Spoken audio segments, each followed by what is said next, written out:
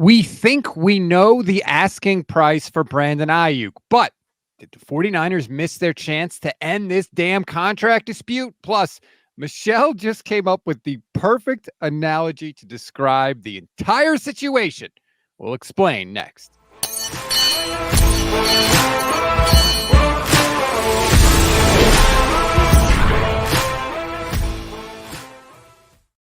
What is good, everybody? Welcome to the Gold Diggers podcast on the Gold Standard Podcast Network, part of the Fans First Sports Network. I'm Rob Stats Guerrera. She's Michelle Majuk. Michelle, I missed you so much last week. I'm so glad you're back. Hey, I was so sad because I was really excited for last week's podcast. I ended up, I don't know, the weirdest hour sickness of my life. And then I was just fine after that, which is kind of annoying. It was right during our time. So it seemed like I was making it up. I swear to God, I wasn't. I was dying for in 2 hours. Sometimes you just get your ass kicked by something. And apparently that's what happened. But I'm glad you're better. You're here. We've got something to talk about, which is rare in the 40 days of death between the end of minicamp and the start of training camp. But here we are. We'll talk Brandon Aiyuk contract situation. I got a couple different sound bites I'm going to play for everybody because I think we know the price. But literally what just happened before we hit record, I feel like, is the Brandon Aiyuk situation. Where Michelle sits down. I say, hey, how you doing? She says, hey, can I go fix my hair real quick? I said, sure. She goes away. She comes back, and what did you say when you sat down? I said I only made it worse. I feel like that's exactly what has just happened with this Brandon Aiyuk contract situation, which, by the way, your hair looks fine. Let's not freak out about that. They went public, Michelle. John Lynch always talks about how, well, we're not going to talk about it because, when I was a player, we like to keep our details private, and we're not going to go public. And yet, Matt Maiocco got the 49ers side of things out in public on KMBR yesterday, and then lo and behold, what happened? Brandon Aiyuk's personal wide receiver coach, TJ Houshmandzadeh, got his side of things public on 95.7 The Game. Have you heard either one of those things that I'm talking about? I didn't. I'm waiting to hear them with you because I wanted my initial reaction to be on this podcast. Okay, let's start with KMBR. We'll start with Matt Maiocco. And this, I believe, is the 49ers side of things. This one just feels a little bit different because they've already paid all these guys. And at some point, the money or the cap space just kind of runs out. And when you have a team full of really good players, teams can't keep everybody. And, you just kind of wonder what's going to happen with Brandon Aiyuk. I mean, do they really want to pay him the going rate for wide receivers? Apparently or not. Do they think that maybe that money could be allocated in other areas? Bracing, I guess, for Brock Purdy's big contract. But, this offseason, they did re-sign Jauan Jennings to a 2-year deal. They did draft Ricky Pearsall in the first round, and they still have Deebo Samuel for this year and next year. So it'd just be really interesting to see how this whole thing plays out. And it's entirely possible that they don't sign him to a long-term contract and they let him play out the final year of his deal and then just kind of see where it goes from there. Maybe, kick the can down the road a little bit. So that, I think, very clearly is the 49ers side of things. Would you disagree? No, because he normally, he wouldn't be saying, isn't he the one that typically very much tries to stay on the good side of the 49ers? He's the 49ers mouthpiece. I've said that. And people think that's harsh. But he doesn't put out anything that they don't want out there. They link to his work from the 49ers website, okay? He's not – what's the last thing? If you don't believe me, please tell me the last thing Matt Maiocco reported that the 49ers were upset about in any way, shape, form, or fashion. It doesn't exist because it just doesn't come out. And the whole they've paid this guy.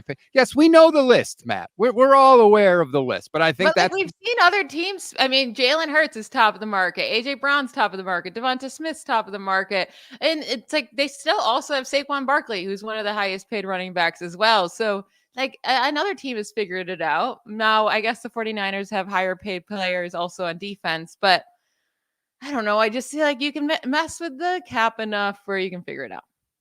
Sean Turner says, great shirt, Michelle. Thanks for not wearing Mariners crap. Yeah, every once in a while, I do wear some Mariners stuff on the pod, but I got a Niners shirt on today. There you go. I know Michelle's got the homage Niners shirt, which we love. looking good, which, by the way, if you want that shirt, there's a link to the Homage website in the description of the show. Go to it, use that link so we get a little commission. And the women's shirts are amazing. I mean, obviously the guys talking, but if any women are listening right now to us, I love the new cut of the women's shirts. Lower sleeves, shorter on the belly. It's great. Is that, I don't even know the difference between a woman's shirt and a man's shirt. It's really just a shorter length and then shorter length arm sleeves. Oh, there you go. So that, I think, is the 49ers side of it from Mayoko. Not surprising. Hey, we've signed a lot of guys. Yeah, you also gave Christian McCaffrey a bunch more money when you didn't have to. We'll get into that in a minute. Now, let's go to the other side of things. This is Brandon Aiyuk's personal receivers coach, TJ Houshmandzadeh, on 95.7 The Game. If they want to get BA signed, give him the Amon-Ra deal. Give it to him. Okay. And guarantee he'll be in there tomorrow. You are they don't want to do that. TJ, you're opening my eyes and you're opening the eyes of our listeners right now, because I don't think that is the prevailing perception of 49er fans right now, that he is not being offered the Amon-Ra deal. Our thought was that it was going to be even higher than that. Nah. Now, since Jets, Justin Jefferson, that's his nickname, Jets. Since he signed, maybe things have changed. But prior to the signing, if you had offered him Amon-Ra St. Brown's deal, he would be there. Now, I don't know this to be fact, but I believe that to be the case. Mm-hmm. What do you think about that? I just don't get why teams stall. It's always going to cost more. Like, I've been yelling that to the Cowboys too, because especially with CeeDee Lamb, he's going to even be more pricey than Aiyuk, most likely. And now CeeDee Lamb is probably asking for Justin Jefferson money. So I don't get why teams are waiting and stalling. Like, they should have just paid Aiyuk last year. They would have got him for so much less. So there's been 8 deals this offseason. With wide receivers getting at least $23 million a year, right? There's only 6 wide receivers making more than $23 million a year that didn't sign a contract this offseason.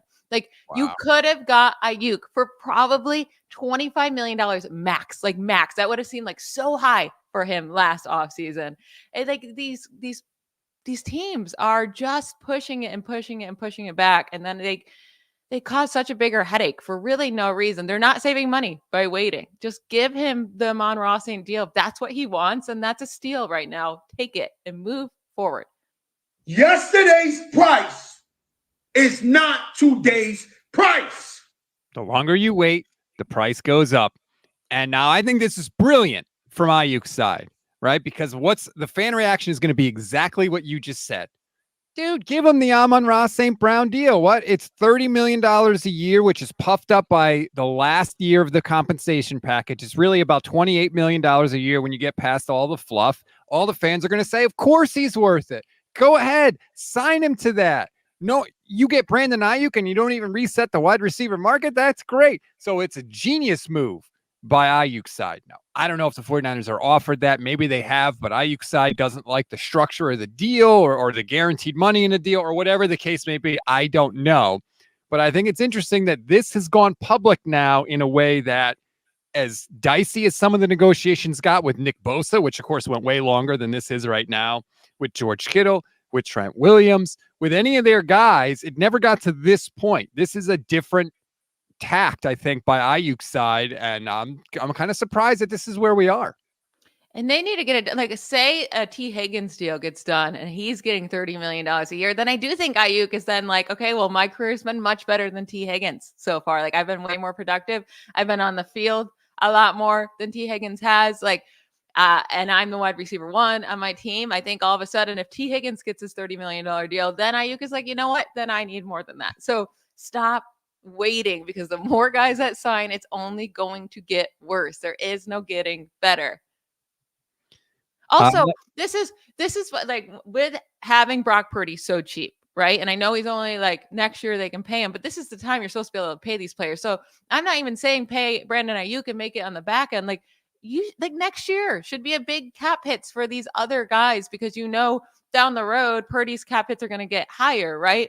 Now, even if you have to give Purdy an extension next year, the cap hit shouldn't be too high until a few years down the road. You can kind of play with his contract that way, but you can load up these other players and pay them while Purdy's so cheap, because everyone else that's like top of the game right now has a very expensive quarterback. I like this comment from Stovey 4x4. It's the 49ers' fault. That's all there is to it. If you had to pick who gets the biggest slice of blame pie, Michelle, that he's not signed right now, do you give a bigger piece to the Niners or a bigger piece to Aiyuk? 1,000% the 49ers. Why? Especially if Aiyuk is saying, I am fine with, like, give me the Amon-Ra St. Brown deal and I will happily take it. I'll be back tomorrow. Like, if that's all true, which I don't know why he would speak about that if you work so closely with him, right? Without knowing that to be pretty much 99% fact, Right. Then yes, then it's on the 49ers. Now, if he's asking for Justin Jefferson money, no, you don't deserve that. You don't deserve that. And that would be on his side, but it doesn't sound like he's asking for that. I would blame the 49ers more so than Aiyuk, because, I mean, unless Aiyuk is asking for the Justin Jefferson contract, which I highly doubt he is. If he is, then it's on him.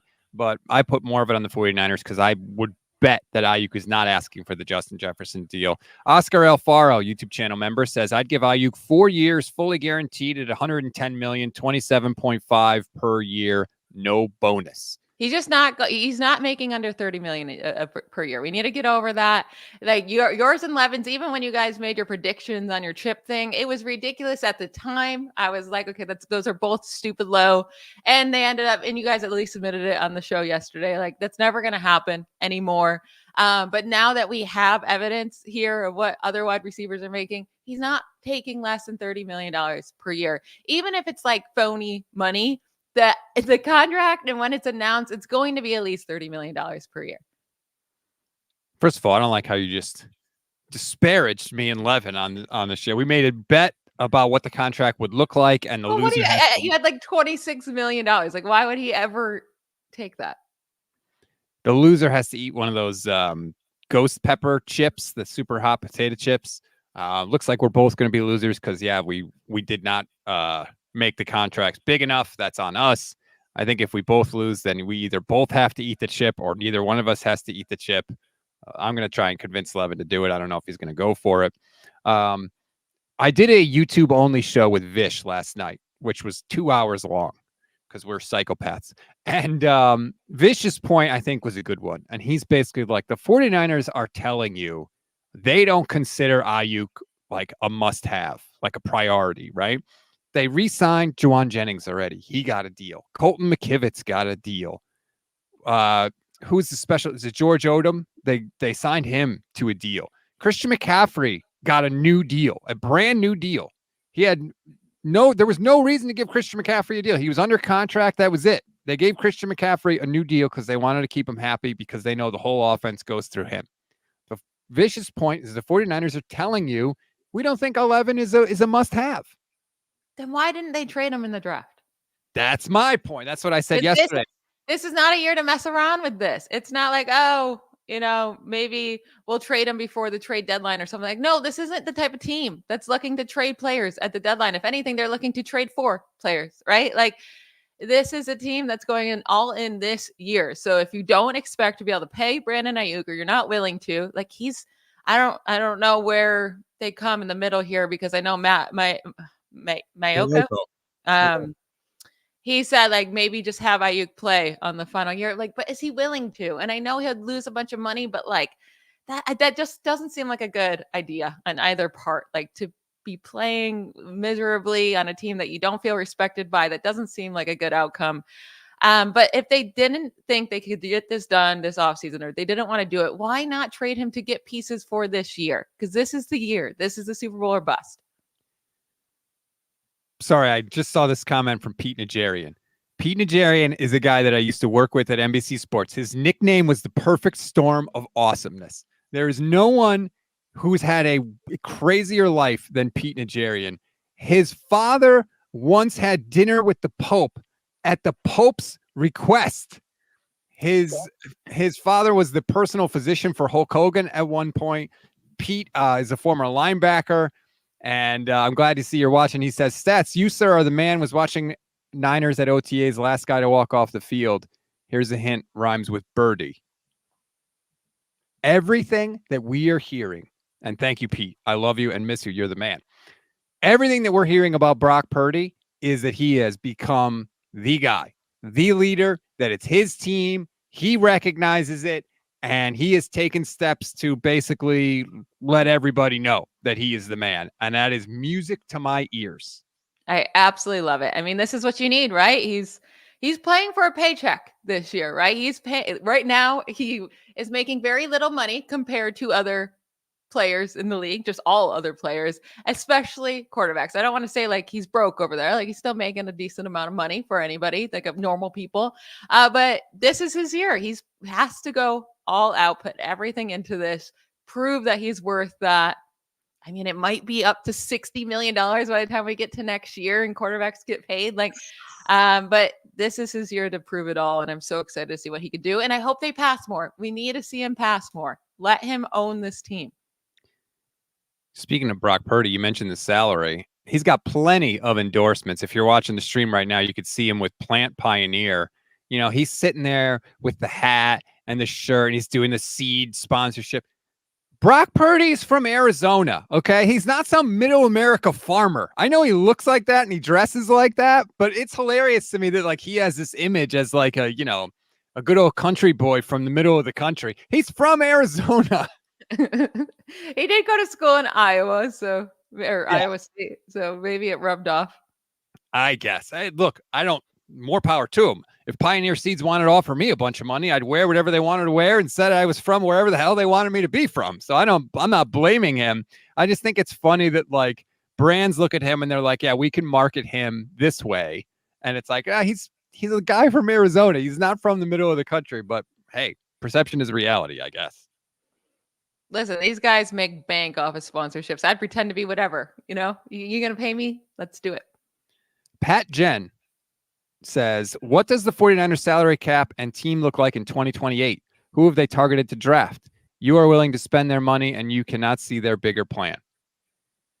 Well, yes, it is easy for me to spend their money, but also like you can't be concerned about 2028 and 2024. No, who are they going to draft in 2028? They have a team to win now. It's very, very rare. It's very, very rare. I think there's 2 teams in the league right now that are going into the season as Super Bowl or bust. Like it is rare to go into a season saying, if we don't win a Super Bowl, I mean, obviously the goal for every team is to win a Super Bowl, but like, honestly, like for a team to say, if we don't win a Super Bowl, this has been a very, very disappointing year for us. Like this is a failure of a year. And that right now is the 49ers and the Chiefs. And it might not even be the Chiefs because all they do is win. So like if they lose, it's like, okay, well, we win every other year. So it's fine. It's really, this is the 49ers. This is the team going in that has the most to prove, that has to win it all or it's a failure. And in that type of situation, you just pay the guys. Pay the guys. You are like teams are rarely in this situation. Get it done and get that Super Bowl win. That's like all they should be caring about right now.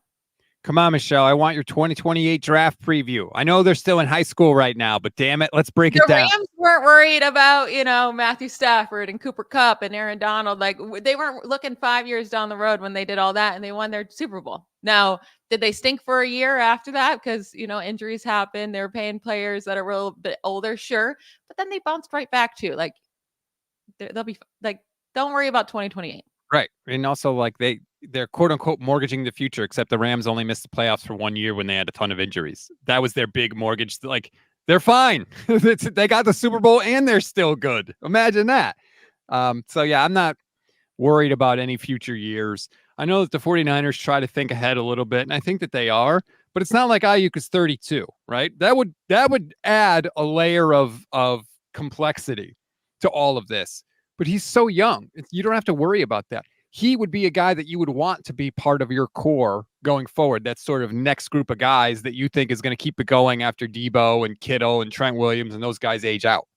So what do you take of the rumors? I don't know if they've do we have any factual evidence that this happened, that they reached out to the Vikings in hopes to trade for Justin Jefferson. So saying like they're fine with paying a wide receiver. Like they clearly are saying that they have the money to pay a wide receiver one because they're looking into trading for Jefferson, plus knowing how much they're going to have to pay him.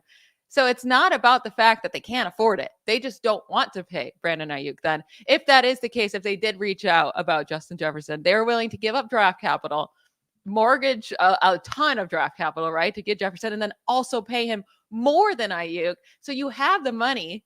You just clearly don't want to pay the player. Well, so when I first heard that rumor, Schefter said it. So I don't know if you want to call it a rumor, report, whatever.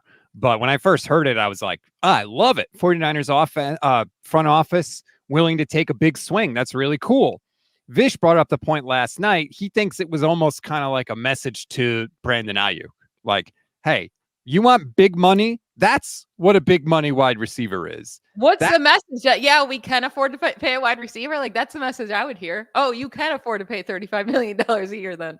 That's the guy that we would want to pay the money you're asking to, not you. You're not this guy. And maybe Aiyuk is asking for that kind of money. I don't know. But he thought it was more of a message to Aiyuk than anything else. Although, hell, they also asked about trading for Tom Brady. So, like, clearly they're not afraid to ask for the big names. Yeah, just the whole point, though, is, like, I hate saying this guy's last name, so I feel bad. I always butcher it. Matt Mayoko. I have a really hard time speaking, guys. Like, I have some bad vocabulary. Well, it's a good thing you're in the right line of work then. Yeah. There's just some words that don't come out easily, and his last name is one of them, so I don't like bringing him up. But his whole point was they're paying all these guys. Like, sooner or later, you run out of money. But that's not the situation here if they were willing to pay Justin Jefferson. I think that Aiyuk and maybe Aiyuk or Debo was probably going to be in that. But that's besides the point, right? Yeah, obviously that they'd be going there, right? I'm not saying then they'd pay Jefferson, Aiyuk, and Debo and have them all. Like, I'm guessing Aiyuk would have went, but that still doesn't change the fact that they're willing to pay a second wide receiver. They're willing to pay a wide receiver one money at $35 million a year. But Matt Mayoko was saying, I know I still said it wrong, was saying that they're like, they've pretty much run out of money, right? He doesn't know where the money would come from Aiyuk. Those are two, like, that contradicts each other. Right. I feel like I'm not saying this correctly. Do you get what I'm saying? I do get what you're saying. And here's again. This one just feels a little bit different because they've already paid all these guys. So then how are they going to go get Justin Jefferson and pay for him? Right. Yeah, exactly. Even if you give Aiyuk away, that's still the point. I mean, you're not paying Aiyuk yet. So that still cancels each other out. And then you're willing to pay Justin Jefferson. So you have the money to pay a wide receiver one top dollar market. You just don't want to pay Aiyuk top dollar market. That, I think, is clear at this point. Like, they willing to pay. I mean, they reset the market for fullback, tight end, middle linebacker, defensive end, all these people, left tackle, they had no problem resetting the market for. They're not willing to do that for Aiyuk. They're saying you, out of all these guys, is not worth it to us. And I really think that's how they think of it. If you had to pick, Michelle, like really quick off the top of your head, if I said list 4 guys that you think the 49ers consider must-haves to win the Super Bowl this year, which players would you name? Brock Purdy. Yep. Trent Williams. Yep. Nick Bosa for sure. I'm trying to think of the last one. It would be between Christian McCaffrey and George Kittle. I'd probably go I'd go Christian McCaffrey. Yeah, me too. Guess who's not on that list? Brandon Aiyuk.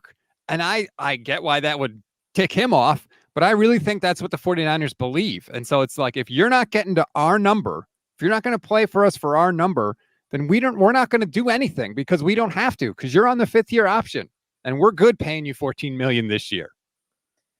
I don't necessarily think Brandon Aiyuk would be the difference between winning the Super Bowl or not, but Ricky Pearsall would have to step into this role and he doesn't have to be Brandon Aiyuk, but he would have to be a very, very solid wide receiver in year one, which we've seen rookies step into these roles and do that, right? So he could do that, especially in Kyle Shanahan's system. If everyone is better in Kyle Shanahan's system, is what everyone says, right?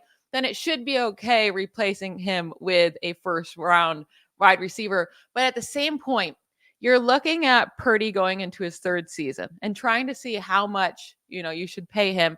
I just would give him everything. Like, it's always best to just surround any quarterback with the most weapons that you can. And they've definitely done that for Purdy. But And it also seems like Aiyuk is his guy, like his preferred target. It's the one that he connects best with, especially intermediate down the field. Like most of Debo's targets are at the line of scrimmage or very close. Like they don't have that connection whatsoever. So you're taking away his number one guy. I just don't think that's a good thing for a guy going into his third season or technically his second season as a full-time starter. Like taking away his wide receiver one just doesn't seem like a great time. Unless if you're the 49ers, you say, we're about to see if we have to pay this guy $50 to $60 million a year. Maybe we want to see what he looks like. Maybe not want to. Maybe we're okay if we have to see what he looks like without one of these guys here. Maybe that's not the worst thing in the world. And get rid of Deebo. Because I know earlier on in the year, I was saying, I feel like Deebo's super important to this offense. But if they are going to be more pass happy, hopefully, a little bit further down, I do think they pass enough intermediate and down the field, but a little less of the gimmicky plays of Deebo Samuel, like maybe move on from him, pay Brandon Aiyuk. I know they'd still be, they have some debt still to owe to Deebo, but he would be the guy that you should move on from if you want to see, like save some money down the line. Also see if Purdy can do it without every single great weapon. Move on from Deebo then instead of Aiyuk. I like this comment from Baziman. I got to learn how to say that name. Put it in phonetically in the chat so I could get it right, because you watch a lot of shows, which we appreciate, but I want to make sure I'm saying your name right. Unfortunately, I've also come to the conclusion that we'll have to move on from Brandon. When was the last time a Super Bowl winning team had one of the most expensive receivers in the league again? Well, he wouldn't be the most expensive receiver in the league because Justin Jefferson got friggin' $80 million guaranteed from the Vikings. The Amon-Ra Also, I don't like this whole when's the last time Super Bowl. The Super Bowls over the last decade has been Tom Brady and Patrick Mahomes. Like that's it. I mean, I know that there you have the Matthew Stafford, which Cooper Kupp was highly paid at that time.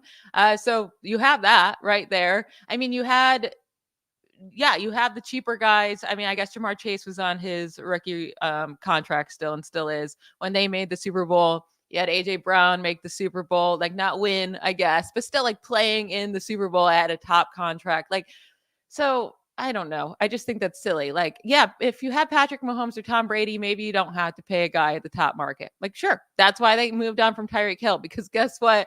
Yeah, it seemed crazy at the time, but Patrick Mahomes doesn't need a Tyreek Hill. He can get it done in any way. I love Brock Purdy. He's not Patrick Mahomes, right? He's not him. So just to say, well, all these other teams that are winning Super Bowls, they don't have a top wide receiver. Yeah, because they have Tom Brady or Patrick Mahomes. When you have the top quarterback, that makes a difference. Nicholas Parra says, so his market was within $28 to $30 million. Where do you think the Niners are? 25 mil. What about the guaranteed money? I hate contracts with wide receivers. Mike Silver was on KMBR yesterday, and he said the Niners, he thinks, offered somewhere in the $26 million a year range. Aiyuk is probably asking for $30 million a year. This is what I would say to get him in right away. If they don't want to make it a long-term thing, give him 3 years, $90 million. It's $30 million a year. All of it guaranteed. Short-term contract, fully guaranteed. Yeah. And it's still, I mean, Jefferson just got 110 guaranteed. So you're still saving $20 million in guaranteed, right? Or even if you want to make up 4 years, then do 4 years, 120 with 90 million guaranteed, because it would make him the second highest, most guaranteed player. Because right now, the second most highest guaranteed wide receiver is AJ Brown. I think he got like 85 million guaranteed. Give him the high guarantees, keep him at 30 and just get it done. But like, if you're worried about the 2028, make it a short deal, 3-year deal, $90 million, all of it guaranteed. And then he should also want that, right? That still be in his prime at that point after 3 years. He could still go get another contract, whether it be with the 49ers or somebody else. And the thing is, too, like, even though some of these deals that have come out aren't like fully guaranteed in the first couple of years, they almost sort of are, because, for example, like the Amon-Ra St. Brown deal had $35.2 million fully guaranteed at signing. But the practical guarantee was around $62 million, because the only way that they could avoid paying and guaranteeing his salary in 2026 was to cut him after this year. And they're not going to do that. So even though technically it's not guaranteed by the language of the contract, by the structure of the contract, it essentially is guaranteed for the first 3 years. So there's no difference in fully guaranteeing it or structuring it so that, if he's on the roster on the second day of the league year after 2024, then, like it's all the same, essentially, is what I'm saying. Yeah. And like even looking at the top wide receivers right now, it is interesting to see, these teams paying multiple guys. So with Miami, you have Tyreek Hill and Jalen Waddle now making 30 and 28.3 million. Waddle got 28.3 million. I'm sorry. Like Waddle gets hurt every single game. I know he doesn't miss a ton of time, but he gets hurt and is like, something's wrong with him every game where he has to miss a couple plays and he comes in, he's not as good as he was. Like that dude gets hurt all the time. He has not done what Brandon Aiyuk has done, especially last year. So like, just if the Dolphins can figure out, they're also going to have to pay Tua here soon, which I think is a mistake, but whatever. Yeah, well, that's a whole separate issue. There are 5 teams with 2 receivers making at least $20 million. The Eagles have a quarterback on a highly paid contract and just gave new deals to A.J. Brown and Devontae Smith. So Matt Mayoko saying, well, I don't know about the money. The money is there. Clearly it is there. Like, let's be honest. I like this from B. Mills, 1987. MVP Michelle, if her contract was coming up, stats better not drag his feet. It's funny you should mention that, B. Mills, because I believe I sent you something to sign, Michelle, and you have not signed it. I'm really bad at that. I think like with you make me print it out and then scan it. It's like we're in the freaking 1950s over here. So yeah, it's a lot of work. I do have a printer right behind me. It would take me about 3 minutes to do all that, but I'm lazy. Not for nothing. The contract guarantees you more money. I know. I'm just saying. I know. And I'm very, very grateful for that. I know what it is. Michelle has the worst signature you've ever seen in your life, and so she doesn't want to sign something else for me. It's really what the problem. I do have probably the worst signature. Yeah, I've ever seen someone, especially like from a woman. Like it's really, really bad. Trey says Stats needs DocuSign. That would be good. Not gonna lie. There actually is a company out there that you can pay to make up a signature for you. And they make it up, like they give you a bunch of options. You pick whatever one you like, and then they send you like practice sheets so you can practice it over and over and over again and like, get the muscle memory down and all that. I couldn't believe it when I saw it. If I ever get famous, I'll have to do them. There you go. Oscar that's like the whole reason I'm not famous, right? Imagine me having to do my autograph. And you have your initials are the same letter too. I feel like that opens up so many more cool doors for you when it comes to signature. You could make like one giant M and then just do 2 little come on, man. Get it together. Yeah. Oscar says, so I say 4 years, $110 million. Michelle says 3 years, 90. What's the difference? A year and $10 million. Well, yeah, I mean, it's a different average per year. That's the difference. And the players care about that stuff. Like, even if, like, with the Amon-Ra St. Brown deal, they puffed up the last year of the deal to make it average out to $30 million a year. Like, the players and the agents especially care about that. Because when it gets announced, it's, highest average per year. No one cares that, it's actually because of this final year of the deal, which they're never going to see. And they're always going to rework anyway.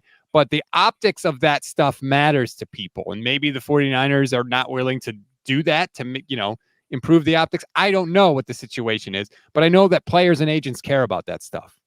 Yeah. And I guess maybe like the 3 years with how they're dealing with their, contracts right now, maybe they don't want it to be so short. Maybe they do want to spread it out a little bit more. Maybe the 4 years does make more sense for the 49ers. But again, just give him the Amon-Ra St. Brown contract if that's what he's asking for, and be thankful. I mean, be thankful at this point that you can get that done. I like this comment. Corey Soto says, this is stupid. If you weren't going to pay him, I bet they knew that before the draft too. Trade him and don't expect a crazy haul. You can't have everything. I do wonder if this is sort of the trap that the 49ers fall into, Michelle, because remember, they didn't trade Jimmy Garoppolo either. Now, I think part of that was because also they were sort of hedging their bets with Trey Lance, but they value their own players at an extremely high rate, which is right. That's the paradox, right? Like, we can't give you up. You're too good to give up for, I don't know, a second and a third round pick, something like that. But you're not good enough for us to pay you $30 million a year. So it's sort of a weird place to live. They're kind of threading a very small needle. I have a very hard time to believe that no team offered the 49ers a first round pick for Aiyuk. It's not like they would even have to accept anything low. A second and a third would be crazy low. I wouldn't accept that if I was them either. But there's no way a team was not willing to offer a first round pick. And if you can get a first round pick for your wide receiver, then he's worth that top dollar market. I don't know. Again, I said it on 95.7 The Game. I'll say it here. We know what the market is for wide receivers. Enough of the contracts have been done. The ceiling was just defined. So, clearly we know what you're not getting, which is the Justin Jefferson deal. It should not take this long to come up with the numbers. It really shouldn't, because you always base it off of previous contracts. And one of the things that TJ Houshmandzadeh said on 95.7 The Game was, the team loves to compare you to a certain player in the contract talks. And then if that player happens to get a deal they don't like, all of a sudden they stop comparing you to that player. But it's like, that doesn't matter. The market is the market. So I don't know if the 49ers need to get more realistic with this, or I don't know if they just say, we know you're not sitting out, so we're calling your bluff because we don't have to do anything. And you don't really have any other options, because you can't sit out the whole year because your contract won't toll. So you're not going to be any closer to free agency. So you're either going to play for us the whole year, or you're only going to play for us for part of the year. But either way, you're playing for us. That seems like such a bad plan, though. That seems like locker room issues, like just awkwardness. The media is going to be asking questions about it. Like, you want to be able to focus on the season. You want to have guys who are happy, that don't feel like prisoners at their job. Like, that just seems like a really, really bad plan for this team. When you talk about Super Bowl hangover and reasons why teams fall off, it's stuff like this. It's because the 49ers potentially are in a situation where if Deebo Samuel thinks he's going to be gone after this year, he's going to want 5, 6, 7, 8 targets a game. If Brandon Aiyuk is trying to get a new contract, he's going to want 5, 6, 7, 8 targets per game. Then you've got them worried about their individual stuff rather than the success of the team. And that's why these teams fall off after a while. And the 49ers have not had that for a long time. They've been able to keep everybody pulling in the same direction. You're starting to see some cracks here, Michelle, and it's a little upsetting. And then Aiyuk starts to get nervous about getting hurt. Maybe he doesn't block as much because he's like, screw that, I'm not putting my body at harm's way. Or maybe he has those little alligator arms on some of those catches instead of taking a big hit, because he's like thinking in the back, even if it's not like actually him trying to be stubborn or anything, but that has to be in the back of your head. I cannot get hurt this year. I cannot get hurt this year. I cannot get hurt this year. And that has to mess with the way you play. I think it would have to. Yeah, I really do. Chris Sims tells the story, and I can't remember who the player was. I don't know. I want to say it was Brandon Marshall, but I can't remember who it was. Somebody that he played with. It was pregame, and they were dressed up in their locker. And I think it was the last game of the year, and this player was due to get a new contract. And he's standing in front of the mirror, and he's in his full jersey, and he's looking at himself, and he just doesn't look right. And Chris is like, what's wrong? And he's like, I don't know if I can go out there and do this. I'm one game away from getting a new contract. I don't know if I can go out there and essentially go pedal to the metal and risk my body, knowing how close I am to potentially getting a life-altering deal for me and my family. And he was like visibly upset about the whole thing. So it's only natural to be worried about that, because it's a huge friggin' deal. Like, it's all numbers to us because we don't get the actual money. But when it's your life and your family, and we're talking about, $100 million deal, of course it messes with your head. It would have to. Yeah. So all of those things combined that we just brought up, like, yeah, you cannot go into this season expecting Aiyuk to give it his all, even if he's trying to give it his all, even if it's not like him being stubborn and going in and saying, I'm being petty and I'm not going to give it my all because they didn't pay me. Like, there's going to be things in his mind that mess up his play. Like, it's just going to happen. I will say that, and I want to double check this because I'm pretty sure Mayoko said it. Aiyuk, yeah, okay. So, and Deborah has the comment here. I don't think BA is going to forsake $14.9 million, especially when he'll need to play well for some other team to pay him. Even though he's upset about not getting a new contract, or he would be upset playing on the 5th-year option, the 5th-year option is so much more money than he was getting. Last year, his cap number was $3.4 million. This year, it's going to be $14 million. So it is a huge raise. So if you're Brandon Aiyuk, as upset as you might be, like, you want to get out on there on the field because you don't want to be giving up that money. Yeah, he'll be out there on the field. It's just how much mentally will he be 100% out there on the field? Right. Which version of Brandon Aiyuk are you getting? And then if you're getting a less than 100% version, then you've got that out there, and you got Deebo Samuel, who, let's be honest, gives less than 100% a lot of the time. That's when things tend to get bad. Maybe Brandon Aiyuk doesn't race 50 yards down the field to block for Christian McCaffrey against the Steelers in coming out of halftime. I'm sure you remember that play well in the show. Listen, I try not to remember that game at all. All right. Little stuff like that. Josh says when you have to look at your drink, you know there's too much liquor in there. What do you got there, Michelle? No, it's actually a non-alcoholic sour, but there was like a weird foam in it, so it looked weird. So, are you seeing more than one drink when you look at that glass? I'm having a long night tonight, so I'm not drinking yet, but later. Oh, what do we have cooking? We just have some friends coming over and playing some games. It'll be fun. I'm jealous. Okay. My wife wants to go to Texas to visit you. Yes. Oh my goodness. It'll be so weird the first time I actually meet you in person. It would. I'm sure you'd have But we have an open door. Come anytime you want. Okay. I wanted to talk with you about this last week, but you ended up not doing the show. I very quickly threw together a top quarterback list because Chris Sims had Brock Purdy ranked 17th on his countdown. So I'll throw the list on the screen if you are watching on the stream. Some of you have seen this already because I've talked about it. Mahomes, Allen, Lamar, Burrow, and Herbert are the top 5. Then it's Stafford, Rodgers, Prescott, Stroud, Cousins, and Purdy. I didn't consciously plan it out this way, but I did end up putting Matthew Stafford as the best quarterback in the NFC, and I do believe that he is. Any beef with my list?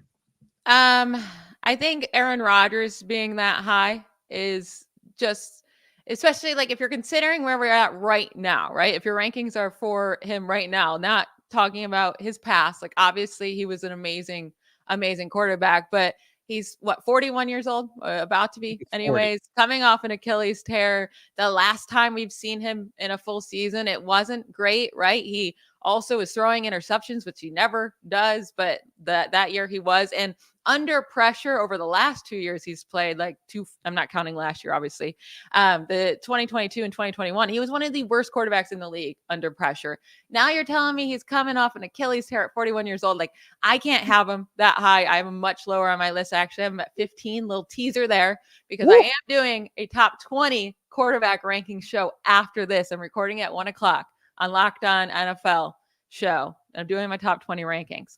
So you'll want to come see that. I have Purdy way higher than you, by the way.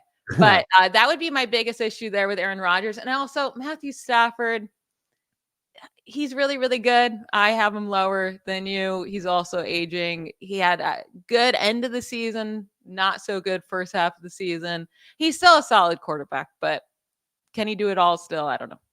Strawberry React says Michelle needs to cook Sims for his takes like she did the Packers guy. He has Baker Mayfield over Brock Purdy.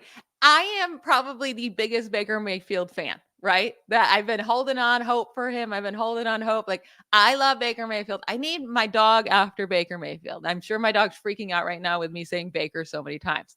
But like, come on, those two are not comparable in the slightest. And Baker's best year of his career last year is still didn't even slightly compare to Brock Purdy's first full season as a starter. It's a joke. Brock Purdy also had a nice system around him last year, had 2 really good wide receivers. Like, get out of here. No, they're not even close to the same tier.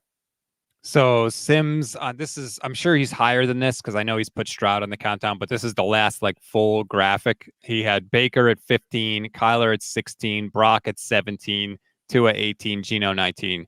I think he has Brock too low. And like I said, Brock was 11th on my list. I think 17 is too, because 17 to me says below average, right? There's 32 starters. You have him at 17. By definition, he's below that 50%, that threshold there.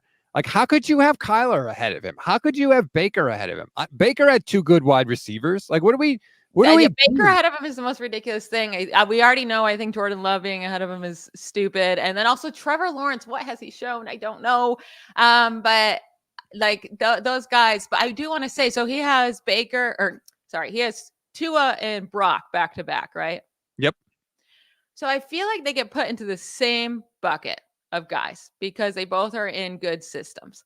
And I just want to say they are very, very different. I know they both have good stats, right? If you just look at Tua's stats, they do look really solid, his efficiency stats. And that's the same thing you can say with Brock Purdy, right? Like, well, how can you say Brock Purdy's stats, are so great? And then you look at Tua's, but you don't give him the same credit. They come in a different way. So 51% of Tua's throws were to an open target last year. That was the second highest among all qualified quarterbacks. Brock Purdy was in the middle of the quarterbacks, right? Middle tier there. So not at the highest. Also, Tua uses play action all the time. You can't really hold that against him. That might just be the system, but third highest. But then he also gets the ball out so incredibly quickly. 62% of Tua's pass attempts were on quick throws, which is less than 2.5 seconds time to throw. By far the highest in the NFL. Purdy was at 38%. So again, Tua, 62% of his throws got out quickly, while Brock was at 38%. That's almost nearly half. Right. And then extended plays, Tua just doesn't have them. He had an extended play where he actually had to hold on to the ball for four seconds or longer before time to throw. That means you're actually like something went wrong with the play, right? It wasn't perfect. You have to figure out something on your own. Tua only did that on 2.7% of his pass attempts last year. 2.7, by far the lowest in the NFL. Purdy was at 11%, right at league average among qualified quarterbacks. Like, Tua's job is so much easier than Brock's. Brock actually does stuff off script. Tua does not. Tua is everything with the system, and that's why those two guys are different. But they get lumped together because they play in a similar scheme. They have good receivers around them, and they both don't have laser rocket arms. So people just say, oh, they're the same. When, as you very clearly and nicely pointed out, by the way, I'm definitely going to grab that later. They're not the same guy. And I feel like with Brock, people just look at the surface stuff and like he'll never be high on those lists because he's going to be high on mine. Don't you worry about it. There I'm you not go. going to tell you where I have him ranked. It's going to be a surprise. You'll have to come listen, but I have him high. Oh, I know where he's ranked. I have seen the secret list, everybody. I can tell you. In fact, it's going to cost you to keep me quiet, Michelle. What is it going to cost? I don't know. Maybe I can get out of having to ever wear that stupid Sam Darnold jersey ever again. No. You're not gonna say it. I know you. You won't say it. I know you're right. I wouldn't do that. There was Albert Breer or somebody just had a piece in his column the other day, Michelle, this week about how Sam Darnold is better than you think, and he might start in Minnesota. Look how good Sam Darnold looked in the second half in the Ravens game last year. And I'm like, are you kidding me? Like, he's still getting good press from people inside the NFL. It's absurd. He didn't even do anything last year. Didn't he fumble on the last drive to go win? Like, yep. Yeah, he was so good. He was so good. It's wild, man. I don't know who he has pictures of or who his agent has pictures of, but clearly somebody's got something. And it's just weird that it's like that with certain guys, and then other guys like we write off immediately. Like people are ready to write off. I mean, pick any guy that's been drafted within the last year that doesn't immediately show like dominance, and people are like, oh, he sucks. But yeah, you've got guys like Sam Darnold, and people are like, hey, he's still pretty good. He might no, he's not pretty good. He's not pretty. Well, you still have people like, I feel like, so last week I was going to put guys into buckets, right? It wasn't rankings I was going to do. I was going to put guys in the buckets. Like, I have the top tier of guys, which is obvious, right? The Mahomes, Josh Allen, Joe Burrow, Lamar Jackson. Like, I'm not giving anything away saying that those are the top tiers. They have proved it for many seasons now. They are it. And then I have the next tier of guys who still like maybe have to prove it. And I did put Brock into that bucket because even though I think he has proved it, it has only been one full year. So maybe, one more year. I'm not going to give the rest of the guys in that bucket. But then there's still guys that have potential, but they need to improve like a ton and show way more. And Trevor Lawrence is in that bucket, but people still have him as like one of like a top 10 quarterback in this league. It's like he could get there. And I know he was supposed to be, but he is not that yet. 1,000%. And, he had Urban Meyer, which was a disaster, which I think There's Reasonable. excuses for him for sure, but he's still like, you cannot rank him there when he hasn't shown it yet. If anything, he took a big step back last year compared to his second year. Now, again, he was injured the second half of the year. Like, there are excuses for him, but you can't just say, well, if he wasn't hurt, or well, if he had a better coach. Like, sure, those are reasons why he can be better. There's reasons why he can move up the ranks next year. But if we're ranking these guys right now from what they have shown us, he cannot be higher than Brock Purdy or as high as Chris Sims has him. Because he's big and strong and throws the ball hard. So people are willing to give him passes because it looks the way we like it to look, generally. By the way, I have to fit in all 20 rankings in a 30-minute show. And how much I talk, how am I ever going to do that? You're going to be flying through that list. Marcel Mello says, I don't know how Rob keeps disrespecting the best thrower of the football the 49ers have ever had. Yeah, Sam Darnold.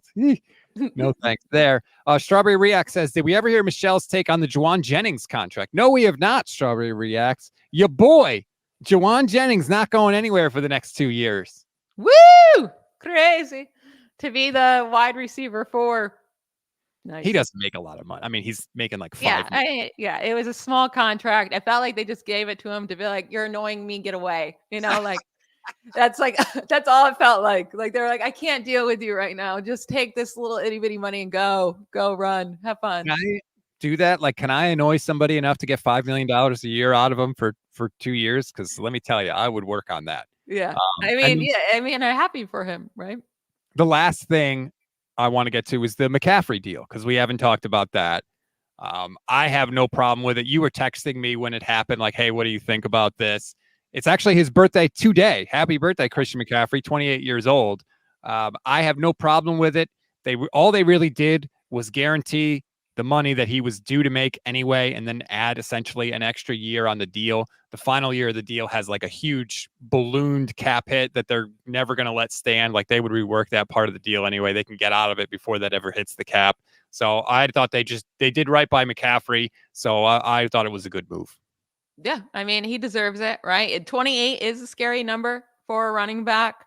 Only one running back has hit at least 1,600 scrimmage yards in a season that they're 28 years old or older over the last 7 years, from 2017 to 2023. That was Derrick Henry in 2022, his 28-year-old season. But like, if anyone's going to do it, it's going to be Christian McCaffrey. I think he deserves it. And yeah, that's that. That was the point that Kyle was essentially making, was like, look, I get all the stuff about like running backs and all that stuff, but like, we're not signing generic 28-year-old running back. We're signing this particular guy, and we think this particular guy is an exception to the rule. McCaffrey averages 115 scrimmage yards per game in his career. 115 scrimmage yards per game in his career. That's the third most all time by any running back who's played at least 75 career games. The other four in the top five are all Hall of Famers. It's Jim Brown, Barry Sanders are the only two ahead of him. And then right behind him are Terrell Davis and Walter Payton. Like, he is special. That is an absurd stat right there. Kyle said, because somebody brought up like, hey, he's had so many touches the last 2 years. He had over 400 touches last year when you include the playoffs. And Kyle was like, well, his point was like, a lot of times running backs will end up getting receptions on plays where they're not the number one read. Like, they're not even supposed to get the ball, but nobody's open. So you check it down to the running back. So they end up getting a target. So I think what he was saying there is like, we can't control those touches, but we can control the handoffs. And Kyle said, like, we've got to try to watch that, to take that down. The way they can do that is let your boy Brock Purdy throw the ball more and pay Brandon Aiyuk. Or run it with somebody else. Like, take McCaffrey out of the game. He said they want to throw more. That's what I want. Yeah, I don't know that they're going to do it, but I don't think he's going to limit McCaffrey in any. I think Kyle's thing is McCaffrey wants to stay in. I love him. The offense is better when he's in. So we're going to run it until the wheels fall off. As they should. And like, again, so I know Levin tweeted out and he brought it up on yesterday's show, and I agreed with him, right? Like, Brandon Aiyuk has to be so annoyed or like so mad. And I completely get that. And I also get the side where they're like, Christian McCaffrey's deal was maybe easier to get done. Just rip up his old one, give him a couple extra million a year, right? Like, super easy. And they got it done. But if you're Aiyuk, you're sitting there like, come on. Like, it's just pretty annoying to see. You paid who before me? You paid that guy? What did Tom He's already Brady? getting paid at the top of his market. Like, yeah. You're keeping that mother effer instead of me? Isn't that what Brady said? Like, Yeah. yeah. And Aiyuk is like tweeting out like his workouts and stuff. It's like, jeez. Well, this is it. We're in the 40 days of death right now before training camp gets started. And this is the topic until it's done. And it doesn't, as of right now, Friday, June 7th at 1:15 Eastern time in the afternoon, we don't look close to a deal at all. Yeah, but Justin Jefferson didn't look close to a deal either until it just randomly happened. I feel like that's for most guys. It looks like it's not happening, then all of a sudden it's just there. True. We will be here come hell or high water, reporting on every step of this weird ass journey. We'll see what ends up happening. That's going to do it for this edition of the show. Please rate, review, and follow the Gold Standard Podcast Network wherever you get your audio podcasts. Leave us a 5-star rating and a review, please, and thank you. It helps people find us and obviously makes a big difference. Like and subscribe to the YouTube channel as well. Click the little bell so you'll get notified when we go live. If you want more Michelle in your life, you can follow her on X at BallBlast'em, or you can listen to the Locked On Fantasy Football Podcast. But the episode I'm doing today is on Locked On NFL. So it's on their NFL stream. So go check it out once it's uploaded. It won't be uploaded till Monday, though. I'm recording it today. It'll be uploaded Monday. What are they doing over there? Sorry. You'll have to wait. Okay. Monday, though, I will tweet it out, and hopefully everybody gives it a listen to see where Brock Purdy's at. You get same-day service here. I'm going to make this into a podcast the second we get off the live stream, so you don't have to wait here on the Gold Standard Podcast Network. I'm not saying we're betting better than anybody else. I'm just saying the schedule is a bit different. Enjoy the rest of your Friday and your weekend, everybody. We'll talk on Monday. Bye, y'all.